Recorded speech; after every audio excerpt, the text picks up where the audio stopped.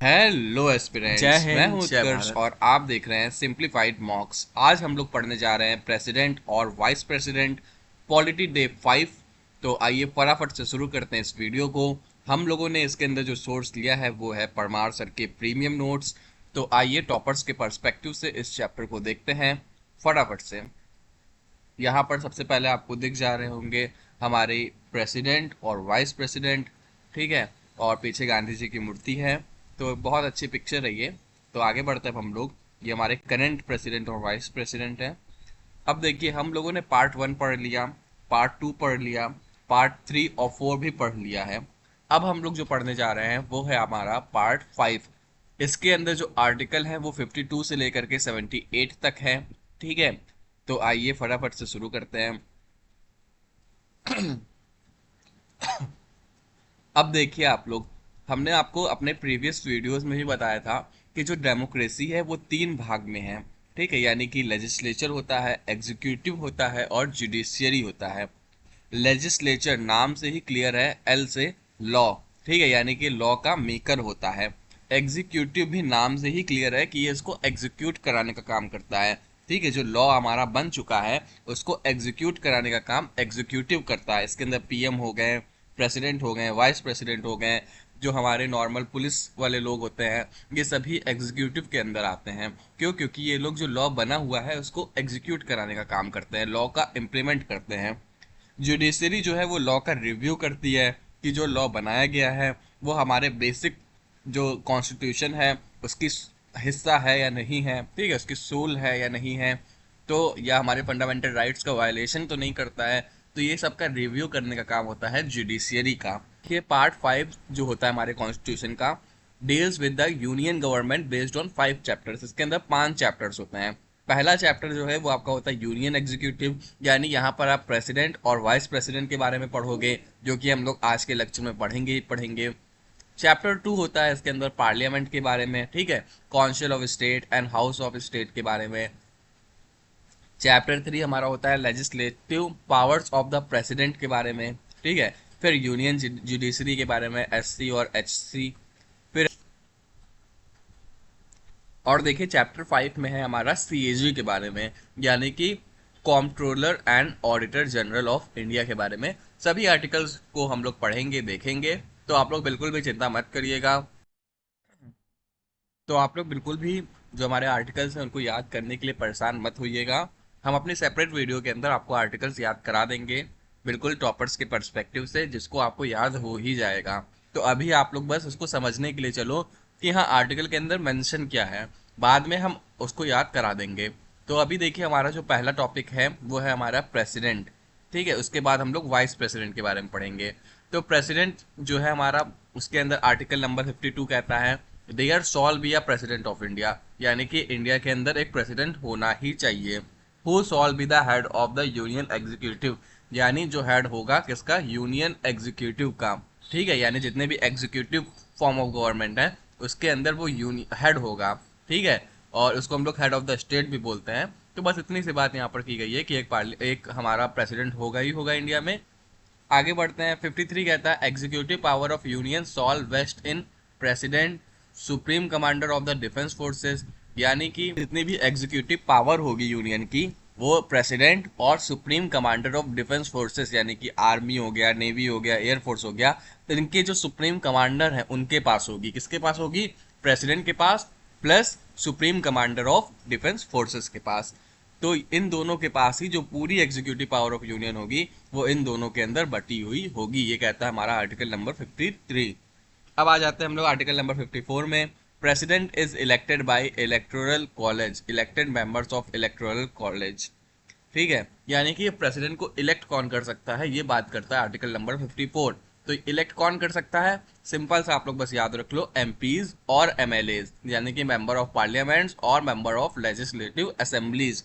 इन्हीं दोनों के जो मेंबर्स हैं वही क्या कर सकते हैं, प्रेसिडेंट को इलेक्ट कर सकते हैं। मेंबर ऑफ लेजिस्लेटिव असेंबली और मेंबर ऑफ पार्लियामेंट्स के ही लोग जो हैं वो उनको क्या कर सकते हैं, इलेक्ट कर सकते हैं। लोकसभा और राज्यसभा से ये चुने जाते हैं, ठीक है। Nominated members do not take part in the election of president, की जो नॉमिनेटेड मेंबर्स होते हैं वो इस इलेक्शन के अंदर जो है वो पार्ट नहीं लेते हैं, ठीक है।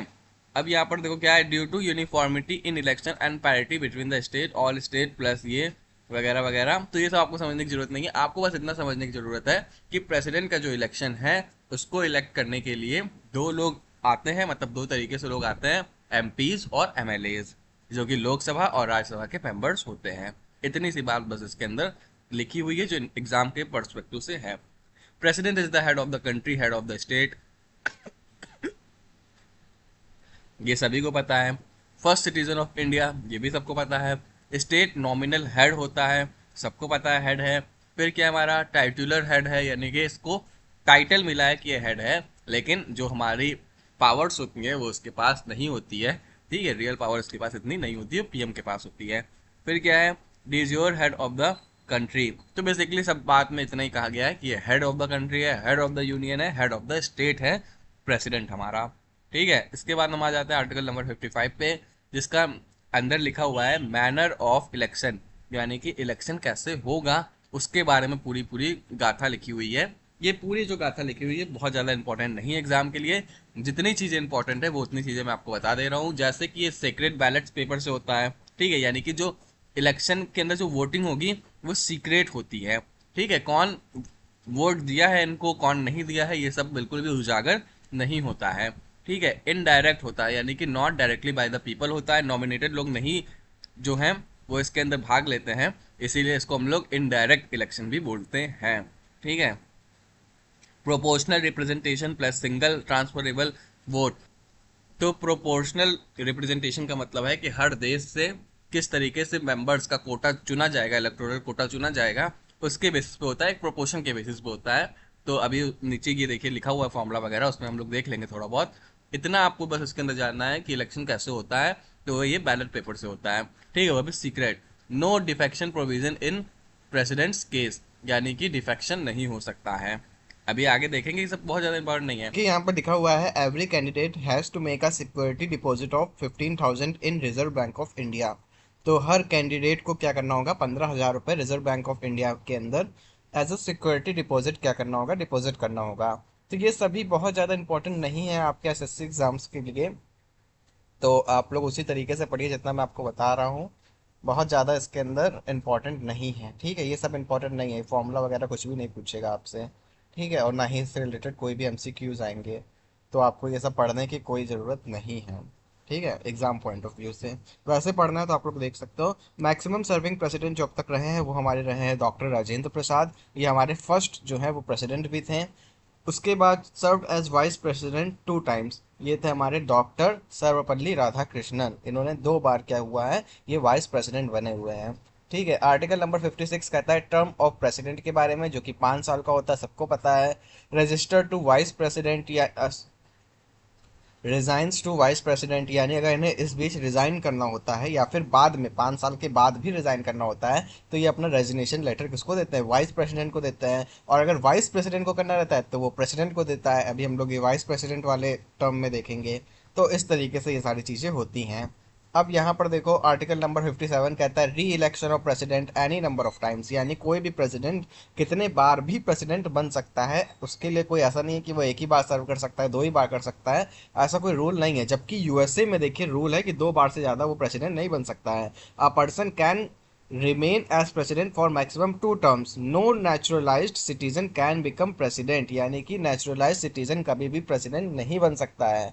ठीक है, तो ये बातें यहाँ पर यूएसए में की गई है। और आपके आर्टिकल नंबर 57 इंडिया कहता है कि neutralise citizen can become president. ठीक है, तो ये बस आप ऊपर ऊपर से जान जाओ, बहुत ज़्यादा इसके अंदर आपको डीप में जाने की जरूरत नहीं है। नेचुरलाइज सिटीजन क्या होता है मैंने सिटीजनशिप वाले चैप्टर में पढ़ाया है, तो मैं बार बार नहीं बताऊंगा ये चीज़। आर्टिकल नंबर 58 कहता है क्वालिफिकेशन ऑफ प्रेसिडेंट, यानी क्या क्वालिफिकेशन होनी चाहिए। तो पहली क्वालिफिकेशन तो यही होनी चाहिए कि वो सिटीजनशिप जो है वो इंडिया की उसकी होनी चाहिए, यानी कि सिटीजन होना चाहिए इंडिया का। मिनिमम एज उसकी 35 ईयर्स की होनी चाहिए। Should be qualified to be appointment as a member of Lok Sabha, यानी कि लोकसभा के अंदर जो भी चीज़ें चाहिए होती हैं वो सभी के लिए वो क्वालिफाइड होना चाहिए। तो इसके अंदर देखिए बार बार एक एक चीज़ ना लिखी जाए, इसीलिए सीधा सा ये पॉइंट लिख दिया गया कि लोकसभा के लिए वो क्वालिफाइड होना चाहिए। तो उसके अंदर लोकसभा के लिए जो क्वालिफिकेशन के लिए जो चीज़ें चाहिए होंगी वो ऑलरेडी इसके अंदर हो जाएंगी, तो इसीलिए थर्ड पॉइंट बहुत ज़्यादा डीप पॉइंट हुए हैं। फोर्थ पॉइंट कहता है should not hold office of profit, यानी कि ये कोई भी ऑफिस ऑफ प्रॉफिट को होल्ड नहीं करता है, चाहे वो प्रेसिडेंट हो, वाइस प्रेसिडेंट हो, मिनिस्टर हो, पीएम हो। ठीक है, not under office of profit आते हैं ये। नॉट डिफाइंड इन कॉन्स्टिट्यूशन, ये बात कॉन्स्टिट्यूशन के अंदर डिफाइन नहीं की गई है कि ऑफिस ऑफ प्रॉफिट होता क्या है। ठीक है, बहुत सारी चीज़ें कॉन्स्टिट्यूशन के अंदर डिफाइन नहीं की गई है, तो उसको हम लोग अपने जो सूल ऑफ कॉन्स्टिट्यूशन है उससे कहीं ना कहीं समझते हैं। तो ये ऑफिस ऑफ प्रॉफिट को भी होल्ड नहीं करता है, आप बस इतना मोटा मोटा जान लो, बहुत ज़्यादा डीप में जानने की ज़रूरत नहीं है, बार बार मैं आपको बता रहा हूँ। फिर देखिए आर्टिकल नंबर 59 कहता है conditions of office of president, यानी अब ऑफिस ऑफ प्रेसिडेंट की कंडीशन क्या होगी। तो president shall not be member of either house of parliament and state legislature, यानी कि जो हमारा प्रेसिडेंट है वो ना ही हाउस ऑफ पार्लियामेंट के अंदर कोई मेंबर होना चाहिए और ना ही स्टेट लेजिस्लेचर का कोई मेंबर होना चाहिए। If a member should deem to vacate his seat, यानी अगर वो मेंबर है तो उसे अपनी सीट क्या करनी होगी, छोड़नी होगी, before being appointment as president, यानी प्रेसिडेंट से बनने से पहले। He or she should not hold any of other office of profit, यानी कि वो कोई और अदर जो है वो ऑफिस ऑफ प्रॉफिट को होल्ड नहीं कर सकता है प्रेसिडेंट हमारा। Emolument and allowances shall not be diminished during his term, यानी कि जब तक वो हमारा प्रेसिडेंट रहता है तो उसके जो अलाउंसेस हैं, जो उसकी सैलरी है, उन सबको कम नहीं किया जा सकता है। ये बात हमारे सेकंड नंबर में कहा गया है। आर्टिकल नंबर 60 हमारा बताता है ओथ ऑफ प्रेसिडेंट के बारे में कि प्रेसिडेंट की क्या शपथ ली जाएगी, और इनको शपथ कौन दिलाता है, तो इनको शपथ दिलाता है चीफ जस्टिस ऑफ इंडिया, यानी कि CJI। If not present then senior most जजेस जो हैं वो आपके प्रेसिडेंट को ओथ दिलाते हैं। तो ये हमारी बात की गई है आर्टिकल नंबर 60 में। 61 बात करता है इम्पीचमेंट की। इम्पीचमेंट मतलब होता है रिमूवल प्रोसीजर, यानी कि प्रेसिडेंट को हटाने की प्रक्रिया फॉर वायलेशन ऑफ कॉन्स्टिट्यूशन। अगर किसी भी तरीके से जो हमारा प्रेसिडेंट है वो वायलेट करता है कॉन्स्टिट्यूशन को, तो उसको इम्पीचमेंट के जरिए हटाया जा सकता है, ये बात हमारा आर्टिकल नंबर 61 कहता है। हालांकि अभी तक ऐसा कोई भी केस नहीं आया है जब हमारे प्रेसिडेंट को हटाया जा रहा हो इम्पीचमेंट के जरिए। ठीक है, लेकिन आप लोग इसे समझ लीजिए, नॉट डिफाइंड इन कॉन्स्टिट्यूशन, यानी इसे कॉन्स्टिट्यूशन में नहीं डिफाइन किया गया है कि क्या होता है वायलेशन ऑफ कॉन्स्टिट्यूशन। लेकिन हम लोग को पता है कि कोई भी अगर कॉन्स्टिट्यूशन के अंदर गलत काम करेगा तो फिर उसको हटाया जाएगा, वो वायलेशन हो जाएगा। ठीक है, all MPs elected plus nominated, ये सभी वायलेशन ऑफ कॉन्स्टिट्यूशन के जरिए हटाए जा सकते हैं। ठीक है, रेजोल्यूशन क्या है हमारा, 14 days prior notice either in Lok Sabha और राज्यसभा, यानी कि 14 दिन पहले से उन्हें एक नोटिस देनी होगी। Sign by not less than 1/4 of the total member of the house, यानी कि साइन जो होगी वो 1/4 या उससे ज़्यादा की ही होगी, उससे कम अगर होती है तो भी उनको हटाया नहीं जा सकता है। ठीक है, यानी बहुत कठिन प्रोसीजर है प्रेसिडेंट को हटाने का। ठीक है, तो ये हम लोग अभी देखेंगे। अगर इतने लोगों ने साइन कर दिया, यानी 1/4 लोगों से ज्यादा लोगों ने साइन कर दिया, या 1/4 लोगों ने साइन कर दिया हटाने के लिए, अब क्या होगा, फर्स्ट हाउस जाएगा जिसके अंदर 2/3 of the total membership of the house, यानी एक स्पेशल मेजोरिटी चाहिए होगी। वो लोग अगर साइन करेंगे तो फिर सेकंड हाउस जाएगा, वहां पर भी स्पेशल मेजोरिटी से साइन कराई जाएगी, और उसके बाद क्वासी जुडिशियल प्रोसेस होगा, यानी कि इम्पीचमेंट होगा, हटाया जाएगा। तो सबसे पहले क्या होगा, 14 दिन पहले नोटिस देनी होगी आइदर इन लोकसभा या फिर राज्यसभा। उसके बाद क्या होगा, हमारा साइन कराया जाएगा 1/4 of the total member of the house से। ठीक है, अगर 1/4 यानी 25% से ज्यादा लोग क्या करते हैं, साइन करते हैं हटाने के लिए, तो फिर ये आगे बढ़ेगा, अदरवाइज आगे नहीं बढ़ेगा। उसके बाद भी फर्स्ट हाउस और सेकंड हाउस से स्पेशल मेजोरिटी में साइन कराना पड़ेगा, यानी कि 2/3। 2/3 समझते हैं, 1/3 होता है आपका 33%, 2/3 हो जाएगा आपका 66% से ज्यादा। ठीक है, यानी लगभग लगभग मोटा मोटा देखे तो 70% लोग ये माने कि इनको हटाना है, तब जा करके हटाने का प्रोसीजर पहले हाउस से पास होगा, फिर सेकंड हाउस में आएगा, वहां पर भी 70% लोग माने तो फिर जा करके ये इम्पीचमेंट होगा, अदरवाइज नहीं होगा। यानी कि एक टफ जो है वो प्रोसीजर है इम्पीचमेंट का। आगे बढ़ते हैं अब हम लोग डिफरेंस की। यहाँ पर कुछ डिफरेंसेस की बात की गई है, जैसे कि MLA participate in president's election. हमने आपको बताया था कि एमएलए जो है हमारे मेंबर ऑफ लेजिस्लेटिव असेंबली, और जो हमारे मेंबर ऑफ पार्लियामेंट है यानी कि एमपीज हैं, ये दोनों ही प्रेसिडेंट इलेक्शन के अंदर पार्टिसिपेट करते हैं। पर एमएलए जो है वो इम्पीचमेंट के वक्त यानी हटाते समय पार्टिसिपेट नहीं करते हैं, केवल एमपीज करते हैं। Nominated MPs do not participate in election, यानी इसके अंदर भी नॉमिनेटेड एमपीज नहीं करते हैं। ठीक है, बट पार्टिसिपेट इन इम्पीचमेंट, लेकिन इम्पीचमेंट के टाइम पर नॉमिनेटेड एमपीज भी जो है वो पार्टिसिपेट करते हैं। ठीक है, इसके बाद हमारा देखिए क्या लिखा है, elected members of legislative assembly plus UT of Delhi and Puducherry, यानी कि ये यहाँ पर इनकी बात की गई है, इनको आप छोड़ दीजिए ये वाले पॉइंट को। Till date no president has been impeached, मैंने आपको अभी ऊपर बताया कि अभी तक ऐसा कोई प्रोसेस करने की जरूरत नहीं पड़ी है। Process of impeachment taken from USA, यानी कि यूनाइटेड स्टेट्स ऑफ अमेरिका से इस चीज को लिया गया है। ये देखिए बेटा पूछा जाता है एग्जाम में कि कहाँ से लिया गया है, किस देश से, तो ये चीजें आपको ध्यान में रखनी होंगी। बहुत ज्यादा देश भी नहीं है, यूएसए है, कुछ जगह पर आयरलैंड है, ठीक है, फ्रांस है, रशिया है, इन्हीं देशों से तो लिया गया है ज़्यादातर चीज़ें, तो आप उनको देख लीजिएगा। मैं हालांकि उस सभी के ऊपर वीडियो बनाऊंगा, अभी तो आपको कुछ याद करने की ज़रूरत ही नहीं है, बस और बस समझने की ज़रूरत है। याद करने वाली चीज़ के लिए मैं वीडियो अलग से बनाऊंगा, प्लीज़ चैनल को सब्सक्राइब कर लीजिए, वहाँ पर आपको वीडियो मिल जाएगी। अब आर्टिकल नंबर 62 कहता है इलेक्शन टू फिल वैकेंसी, यानी जब प्रेसिडेंट की वैकेंसी आएगी तो उसको फिल कैसे किया जाएगा। तो देखिए सबसे पहले तो ये वैकेंसी कब आएगी, जब कोई प्रेसिडेंट जो है हमारे देश का उसका टर्म कंप्लीट हो जाता है, यानी 5 साल पूरे हो जाते हैं। President's office must not president's president's office must not remain empty elections held before that, यानी कि जब उनका टर्म कंप्लीट होने वाला होता है उससे पहले ही इलेक्शन करा लिए जाते हैं, पहले से नॉमिनेशन हो जाता है, जिससे कि जो हमारा प्रेसिडेंट का ऑफिस है वो एम्प्टी ना रह जाए।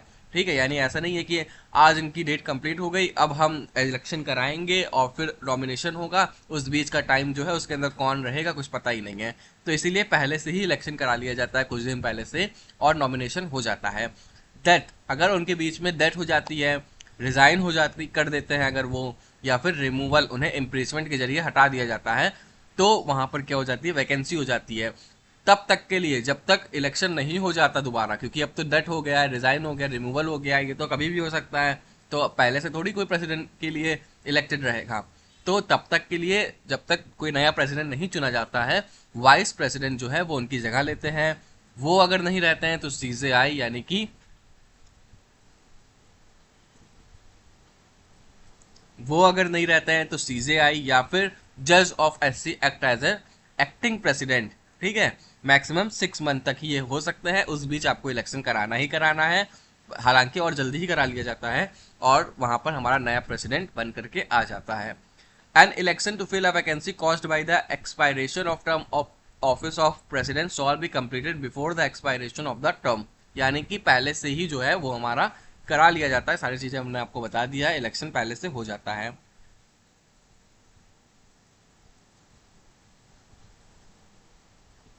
आगे बढ़ते हैं हम लोग। An election to fill a vacancy in the office of president occurring by the above reason or otherwise shall be held as soon as possible after और in no case later than 6 months from the date of occurrence of the vacancy, यानी जल्द से जल्द जो है election कराइए, नया president बैठाइए। इतनी सी बातें यहाँ तक पे की गई है और कोई बात नहीं की गई है। अब देखिए जो हमने आर्टिकल नंबर 52 से लेकर के 62 तक पढ़ा, ये सभी हमारे प्रेसिडेंट से रिलेटेड आर्टिकल्स थे। याद कैसे करना है वो यहाँ पर लिखा हुआ है, अगर आपको बहुत ज़्यादा जल्दी है तो आप ऐसे याद कर लो, अदरवाइज मैं अभी आपके लिए अच्छी खासी वीडियो बनाऊंगा जिसके अंदर हर इंपॉर्टेंट आर्टिकल मैं आपको याद करा दूंगा। तो अभी इसके ऊपर आप लोग परेशान मत होइए, अभी बस और बस समझने में फोकस करिए, ट्रिक्स से याद करने के लिए अभी आपको मैं वीडियो दूंगा। तो अभी इसको मैं छोड़ देता हूँ। फिर हमारा प्रेसिडेंट ऑफ इंडिया जो अब तक रहे हैं, आपको मैंने बताया डॉक्टर राजेंद्र प्रसाद जो है सबसे लंबे समय तक जो है वो प्रेसिडेंट रह चुके हैं। ये बने थे सबसे पहले 1950 में, और इनका जो एंड हुआ था वो हुआ था 1962 में। ठीक है, तो ये देख सकते हो आप लोग 12 साल तक जो है वो प्रेसिडेंट रहे थे।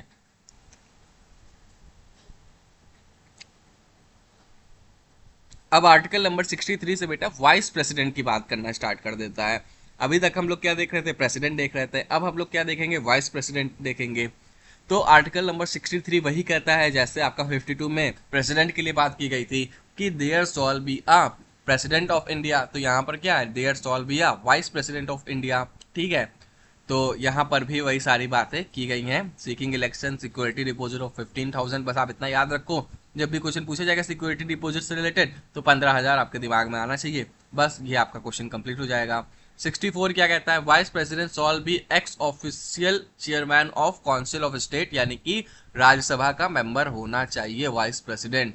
ठीक है, इसके बाद 65 क्या कहता है, vice president to act as president during casual vacancies, अभी हम लोगों ने ऊपर भी बात की। In absence of president vice president क्या बन जाता है, प्रेसिडेंट बन जाता है, वो एक्ट करने लगता है प्रेसिडेंट की तरह जब हमारे जो प्रेसिडेंट हैं वो अपने छुट्टी पर होते हैं या एब्सेंस होते हैं, ठीक है। फिर vice president is the second citizen of India, first citizen president है, सेकंड सिटीजन जो है वो हमारा वाइस प्रेसिडेंट है। आगे बढ़ते हैं, इलेक्शन ऑफ वाइस प्रेसिडेंट की बात की गई है, तो ये भी इलेक्टोरल कॉलेज से ही होता है, ठीक है। All MPs of both houses इसके अंदर पार्टिसिपेट करते हैं। उसके अंदर कौन करते थे, उसके अंदर एमपी और एमएलए दोनों करते थे, यहाँ पर सारे एमपी कर रहे हैं।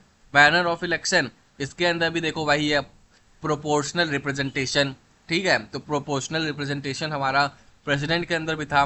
Voting through secret ballot, secret ballot के थ्रू उधर भी होती थी, इधर भी हो रही है। Vice president shall not be member of either house of parliament and state legislature same as president, ठीक है। यानी कि जैसे प्रेसिडेंट के अंदर भी कोई भी मेंबर नहीं होना चाहिए, इसमें भी वही चीज़ है। और अगर वो मेंबर है तो उसको रिजाइन करना पड़ेगा, अपनी सीट जो है वो छोड़नी पड़ेगी। एलिजिबिलिटी क्या है, तो सिटीजन होना चाहिए भारत का, एज 35 साल या उससे ऊपर होनी चाहिए, प्रेसिडेंट में भी सेम चीज़ें हैं। He should be qualified to be elected as a member of Rajya Sabha, जिससे कि सारी एलिजिबिलिटी इसी में कंप्लीट हो जाती है। आगे बढ़ते हैं फिफ्थ में, should not hold any office of profit, सारी चीज़ें वही हैं जो हमारे प्रेसिडेंट के लिए थी, हालांकि इसके अंदर थोड़ी सी कह सकते हैं राहत है। अभी हम लोग देखेंगे इम्पीचमेंट के टाइम भी काफ़ी राहत हो जाती है।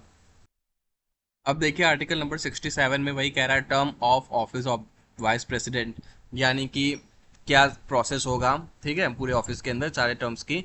रिजाइनेशन ये अपनी प्रेसिडेंट को देता है, प्रेसिडेंट अपनी रिजाइनेशन वाइस प्रेसिडेंट को देता है। Can hold office up to 5 years, जैसा कि बताया गया है। Removal resolution can initiate only in Rajya Sabha majority of all the 14 days prior notice, सारी चीज़ें इसके अंदर भी लगभग सी सेम है।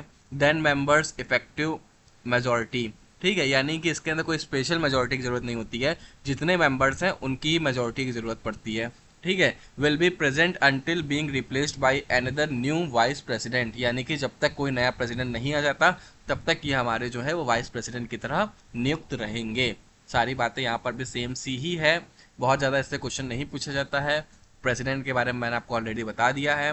68 नंबर आर्टिकल कहता है, time of holding election to fill vacancy within 60 days, यानी कि ये, हाँ, ये वाला क्वेश्चन पूछा जाता है, 60 दिन आपको याद रखना है, ठीक है, कि जब तक वैकेंसी आती है तो 60 दिन के अंदर ही अंदर नया वाइस प्रेसिडेंट को क्या करना होगा, नियुक्त करना होगा। On expiry of tenure, resignation, removal by parliament, death, disqualification to hold office when declared null and void, ठीक है, इन सारे कंडीशंस में 60 दिन के अंदर ही अंदर नया वाइस प्रेसिडेंट जो है वो नियुक्त करना होगा। 60 दिन आप लोग याद रख लो, बस यही क्वेश्चन पूछा जाता है। 69 नंबर आर्टिकल कहता है, ओथ बाय प्रेसिडेंट, यानी इसको ओथ कौन दिलाता है, इसको ओथ प्रेसिडेंट दिलाता है। और any person appointment on behalf of him, यानी कि अगर प्रेसिडेंट वहां पर मौजूद नहीं है तो प्रेसिडेंट कोई और पर्सन को भेज देगा, तो वो जो प्रेसिडेंट जिसको भेजेगा वो ओथ दिला देगा, ठीक है। तो जैसे सीजेआई को भेज दिया या फिर कोई जज को भेज दिया एससी के। आर्टिकल नंबर 70 कहता है, discharge of president's function in other contingencies, यानी कि अगर प्रेसिडेंट हमारा कहीं और है तो ये उसकी जगह पर काम करेगा, ठीक है। Matters relating to election of president and vice president, तो यहाँ पर जो इलेक्शन से रिलेटेड सारे मैटर्स हैं उसके बारे में आर्टिकल नंबर 71 बोलता है। All the doubts and disputes arising out of or in connection with election will be dealt by SC, यानी कि जितने भी इलेक्शन के अंदर कुछ डाउट है या जितने भी चार्जेस वगैरह लगे हैं प्रेसिडेंट या वाइस प्रेसिडेंट के ऊपर, वो सभी जो डील करता है वो सुप्रीम कोर्ट करता है, और कोई निचली अदालतें या निचली चीज़ें नहीं करती हैं, केवल सुप्रीम कोर्ट के पास ये ऑथराइज होता है। If the election of VP is declared void by SC, ठीक है, यानी कि अगर वाइस प्रेसिडेंट का इलेक्शन डिक्लेयर्ड वॉइड कर दिया जाता है एससी के द्वारा, then the acts done by the person in performance of power and duties of office on and before the date of decision to be considered valid, यानी कि जब तक ये डिसीजन नहीं लिया जाता कि ये नल एंड वॉइड है, उससे पहले तक में जो भी वीपी के द्वारा यानी वाइस प्रेसिडेंट के द्वारा जो भी ड्यूटीज़ की गई, जो भी उनकी परफॉर्मेंस की गई, उसको हम लोग नल एंड वॉइड नहीं डिक्लेयर करेंगे, यानी वो सारी जो उन्होंने ड्यूटी की वो बिल्कुल वैलिड थी, ये बात यहाँ पर की गई है। Parliament may be law regulate any matter relating to or connected with the election of a president or vice president. तो यानी कि प्रेसिडेंट और वाइस प्रेसिडेंट से रिलेटेड जितने भी मैटर्स वगैरह हैं लॉ से रिलेटेड वो सभी पार्लियामेंट देखेगी. द इलेक्शन ऑफ वीपी और president can not be challenged on the ground that electoral college electing the person was incomplete. यानी कि जो हमारा इलेक्टोरल कॉलेज से जो भी इलेक्शन होता है उसको चैलेंज नहीं किया जा सकता. ठीक है कि इसके अंदर कोई पर्सन जो है वो इनकम्प्लीट था ऐसे ऐसे करके. तो ये सब बहुत ज़्यादा आपको ध्यान में रखने की ज़रूरत नहीं है. ये सारी चीज़ें भी आपको ध्यान में रखने की ज़रूरत नहीं है कि ये सब कैसे रेगुलेट होता है, कैसे होता है. ये सब कुछ भी क्वेश्चन नहीं पूछा जाता है, तो आपको ये सब ध्यान में रखने की कोई ज़रूरत नहीं है अगर आप एसएससी एग्ज़ाम की प्रिपरेशन कर रहे हो. तो वो किस लिए है? वो यूपीएससी वालों के लिए है. तो अगर यूपीएससी वालों को देखना करना है तो वो लोग कर लीजिए. यहाँ पर एसएससी वालों के लिए है. आर्टिकल नंबर 72 कहता है पार्डनिंग पावर ऑफ प्रेसिडेंट, यानी कि प्रेसिडेंट क्षमा दे सकता है. कैन पार्डन दैट सेंटेंस, यानी अगर किसी को मृत्यु दंड मिला है तो वो उसको क्षमा कर सकता है. ये बात कहता है आर्टिकल नंबर 72. 161 कहता है पार्डनिंग पावर ऑफ गवर्नर, यानी गवर्नर के पास भी कुछ पावर होती है पार्डनिंग की. क्या डिफरेंस होता है? Governor can not pardon that sentences, यानी अगर किसी को मृत्यु दंड मिला है तो गवर्नर उसके ऊपर क्षमा नहीं कर सकता है. Governor can not pardon court martial, यानी कि जो कोर्ट मार्शल होता है उसके ऊपर भी वो क्षमा नहीं दे सकता है. ये बात की गई है गवर्नर की, लेकिन प्रेसिडेंट तो दे सकता है. Types of pardoning power of president, यानी कि इसके अंदर भी कुछ टाइप्स हैं. अब ये जितने भी टाइप्स है ये भी यूपीएससी वालों के लिए ही है, एसएससी वालों के लिए नहीं है. लेकिन एक बार के लिए चलो मैं बता देता हूँ, आप लोग को थोड़ा ज्ञान ही मिल जाएगा. लेकिन मैं बार बार कह रहा हूँ ये यूपीएससी वालों के लिए है, एसएससी वालों के लिए नहीं है. पार्डन आपका हो गया, कम्यूट हो गया, रेमिशन हो गया, रेस्पाइट हो गया, रिप्रीव हो गया. ये सभी जो है आप लोग को अगर रीड करना है तो कर लीजिए, अदरवाइज ये क्वेश्चन नहीं पूछे जाते हैं एसएससी में. तो इसको भी हम आगे बढ़ा देते हैं, ये सब बस एक्स्ट्रा नॉलेज के लिए ही है. लॉन्गेस्ट सर्विंग वाइस प्रेसिडेंट, तो जो हमारे लॉन्गेस्ट सर्विंग वाइस प्रेसिडेंट थे वो थे हमारे Hamid Ansari. Only VP to serve अंदर 3 प्रेसिडेंट्स. ठीक है, यानी कि इनके अंदर ही अंदर 3 प्रेसिडेंट आए और चले गए. इतने लंबे समय तक इन्होंने जो है वो वाइस प्रेसिडेंट का पावर रखा. Kehar Singh versus union of India case, यानी कुछ केसेस के बारे में हम लोग एग्जामिन कर लेते हैं. इन केहर सिंह केस 1988 में हुआ था. Supreme court examine the pardoning power of president and said that the the exercise of pardoning power of president is not subject to judicial review except where the presidential decision is arbitrary, irrational, मालाफीड और discriminatory. यानी कि supreme court ने बोला कि हाँ power तो है president के पास कि वो क्षमा कर दे, पर क्षमा कब करेगी? ऐसा नहीं है कि कुछ भी हो जाए और वो क्षमा करते चले जा रहे हैं.